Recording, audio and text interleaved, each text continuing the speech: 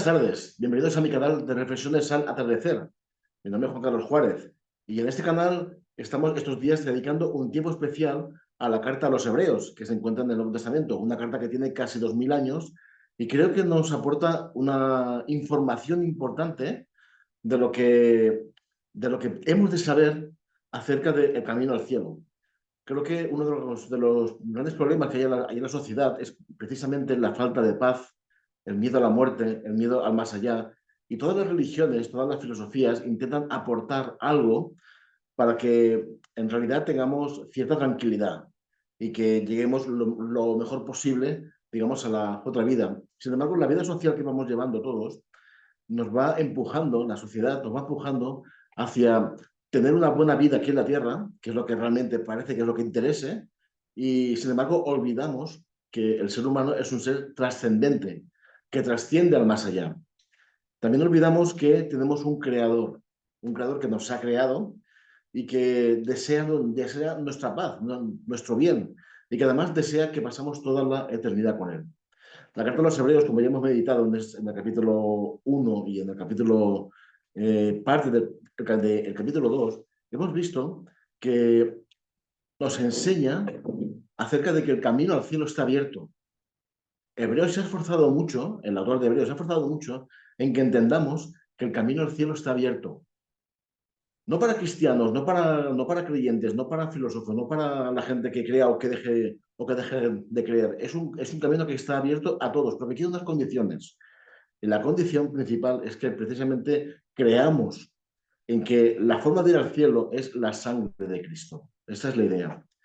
Sé que hay muchas personas sujetos a dolor del pasado, a sujetos a quebrantos del pasado, a momentos que a lo mejor en su vida les ocasionaron un gran dolor y un gran sufrimiento y se han quedado anclados en el pasado y parece que no tengan un futuro.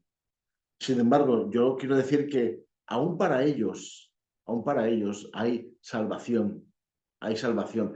Es importante que rompamos el yugo del pasado de cada persona, los problemas, las dificultades, los quebrantos que durante la vida nos han ido acompañando y que nos han causado un gran dolor. Fijaros lo que dice en el capítulo 2 de esta carta, escrita hace casi 2000 años, dice así: por tanto, es necesario que con más diligencia, con más rapidez y con más precisión atendamos a las cosas que hemos oído, no sea que nos deslicemos. Si la palabra dicha por medio de los ángeles fue firme y toda transgresión y desobediencia recibió justa retribución, ¿cómo escaparemos si descuidáramos una salvación tan grande? O sea, si en el Antiguo Testamento los ángeles eran muchas veces portadores de leyes, de palabras de Dios, de mensajes divinos, y los que desobedecieron terminaron mal, tenemos que leer el Antiguo Testamento para ver cuándo Dios se reveló a Israel, de qué forma lo hizo. Como muchas veces, como en el caso de Sodoma y Gomorra, estaba el Señor con dos ángeles y aquellos ángeles destruyeron Sodoma y Gomorra. Pues estos ángeles participaron muchas veces, en muchos momentos, cuando Dios dio su ley a su pueblo. Sin embargo, ¿cómo escaparemos si descuidamos una salvación tan grande? Lo que tenemos nosotros, desde Cristo hasta aquí, es muy superior a lo de los ángeles. A veces dicen las personas, ojalá pudiéramos ver a Dios. No, Israel lo veía, en cierta forma, veía la manifestación de Dios. De noche aquella llama ardiente que lo iba guiando por el desierto y durante el día aquella nube que los iba guiando. Durante 40 años y no les sirvió para gran cosa. Fueron desobedientes. Nosotros, desde Cristo hasta aquí, tenemos más facilidad para ver este tipo de cosas. ¿Por qué? Porque Cristo ya murió en la cruz. Él murió, Él dio su vida por ti y por mí. Por tanto, no podemos descuidar estas cosas, no podemos olvidarlas porque son importantes. ¿Y por qué dice esto? Fijaros que en el versículo 5 dice, porque no sujetó a los ángeles el mundo venidero, acerca del cual estamos hablando. Pero alguien testificó en cierto lugar diciendo, ¿qué es el hombre para que te acuerdes de él? O el hijo del hombre para que lo visites. Le hiciste un poco menor que los ángeles y le coronaste de gloria y de honra. Y le pusiste sobre las obras de tus manos. Cuando Dios hizo al hombre, lo hizo maravilloso y lo puso sobre su creación. Este era el deseo de Dios. Pero el problema está que nos hemos perdido, hemos ofendido a Dios y estamos destruyendo el mundo y nos estamos destruyendo los unos a los otros. Hemos fracasado como especie. Siento, es que no hay otra palabra, hemos fracasado como especie, pero aún así el amor de Dios persevera y sigue ahí con nosotros. Dios no nos ha dejado en absoluto. Cristo murió en la cruz por nosotros, para darnos vida.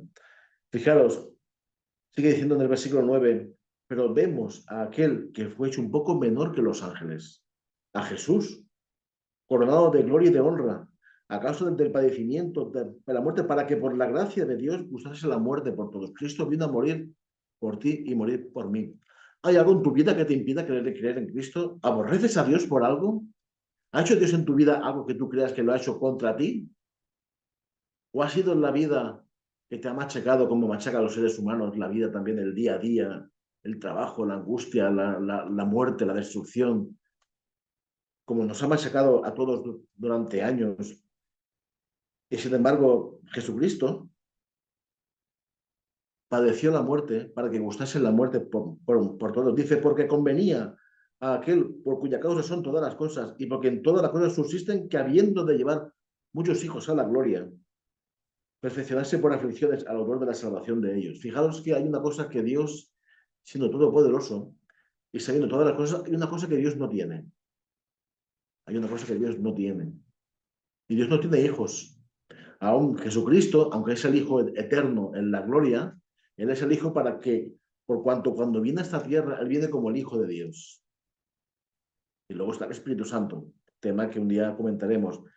Pero hijos, una descendencia, una familia, Dios no tiene una familia. Dios creó a los ángeles de un plumazo.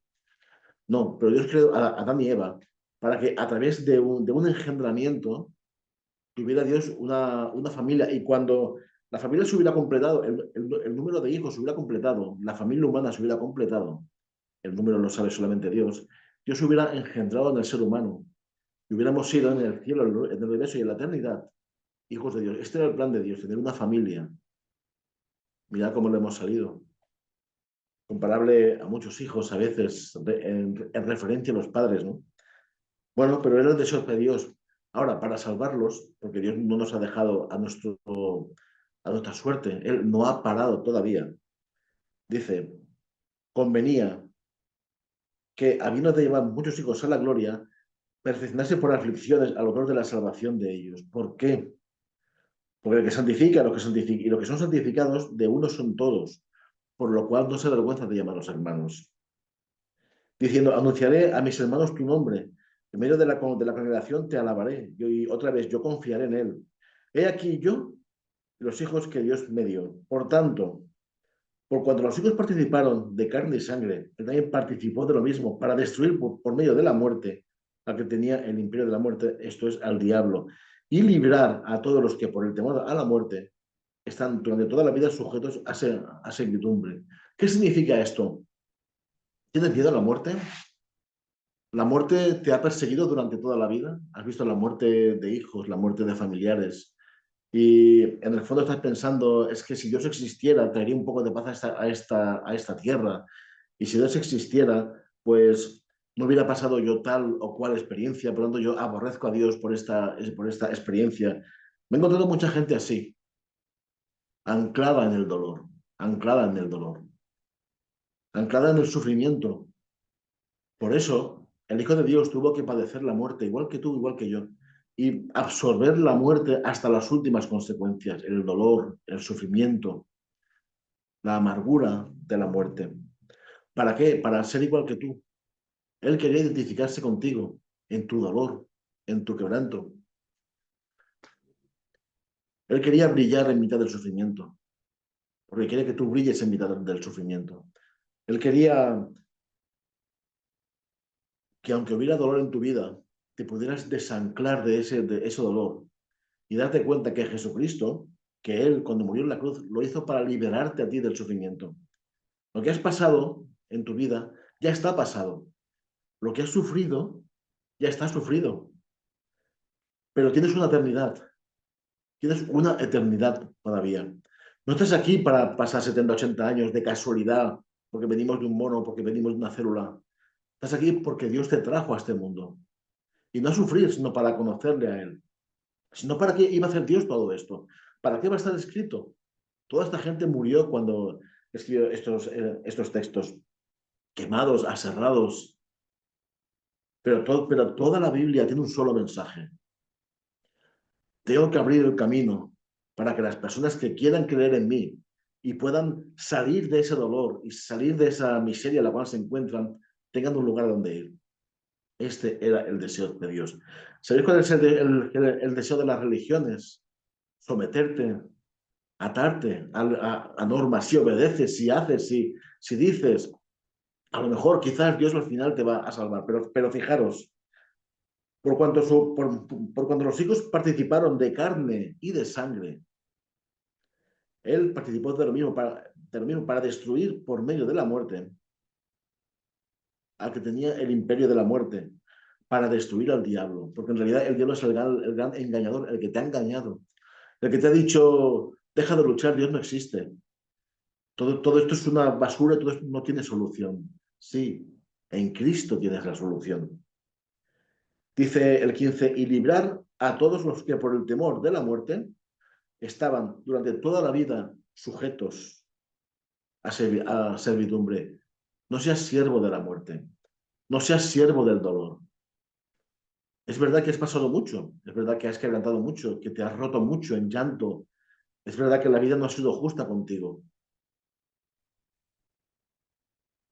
Sin embargo, hubo alguien que quiso pasar lo que tú has pasado y Cristo lo pasó. Es más, llevó tu dolor. Fijaros, y vuelvo a leer como he leído otras muchas veces, Isaías capítulo 53, uno de los textos más maravillosos de la Biblia. Dice, 800 años antes de Jesús, tiene 2800 años ese texto. Ciertamente llevó nuestras enfermedades Él en la cruz y sufrió nuestros dolores y lo tuvimos por azotado, por herido de Dios y abatido. Mas Él herido fue por nuestras rebeliones, molido en la cruz por nuestros pecados. El castigo de tu paz y de mi paz, para que tuviéramos paz, fue sobre Él. El castigo para que tú tengas paz, lo llevó Él.